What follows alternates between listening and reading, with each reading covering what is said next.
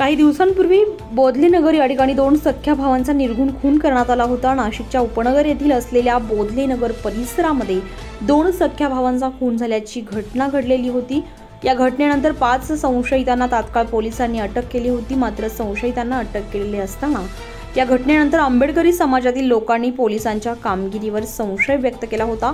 या टोळक्याने वर्चस्व वादातून खून केला नसून याबाबत दुसरं काही कारण असल्याचं सांगण्यात आलं होतं आणि खून करणारे संशयित हे 5 नसून त्यापेक्षाही जास्त असल्याचं आंबेडकरी समाजाचं मत होतं। या संदर्भात पोलीस आयुक्तांना निवेदन देऊन याबाबत चौकशी सीबीआयकडे करावी अशी मागणी आंबेडकरी समाजाच्या आणि जाधव कुटुंबांकडून करण्यात आलेली होती। यावर पोलिसांनी हा तपास गुन्हे शाखेकडे देऊन सखोल चौकशी करण्याचे आदेश दिले होते।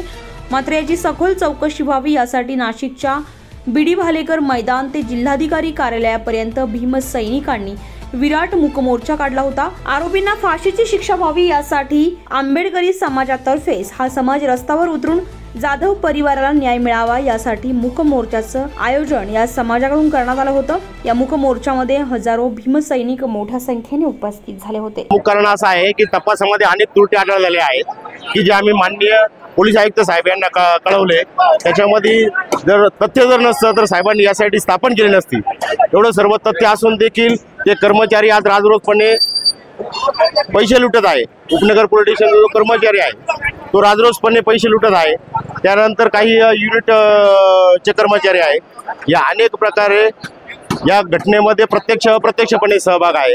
त्यांना तात्काळ निलंबित करण्यात यावं आणि या कटामध्ये सामील असल्यामुळं त्यांना या घटनेचा या हत्येचा सहआरोपी करावं यासाठी या प्रमुख मागणीसाठी आम्ही या ठिकाणी मोर्चा काढलेला आहे।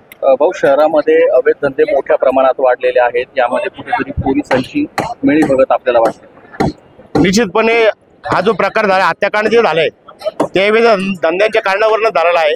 कारण महाशिवरात्राच्या आदल्या दिवशी की हा जो उमेश जाधव आहे, मन्ना जाधव याने NTPS ला काही गुप्त बातमी दिली की अशा ठिकाणी बंट्याचा आणि भांगाचा आमच्या इथे कारखाना आहे। त्याची गुप्त बातमी दिली आणि ती कुठेतरी प्रशासनाकडनं लीक झाली। त्याच्यामुळे आरोपींच्या मनामध्ये ही चीड निर्माण होऊन त्यांनी या ठिकाणी आमच्या मन्ना जाधव असेल, त्याचा भाऊ प्रशांत जाधव असेल, त्याला ठार केलं।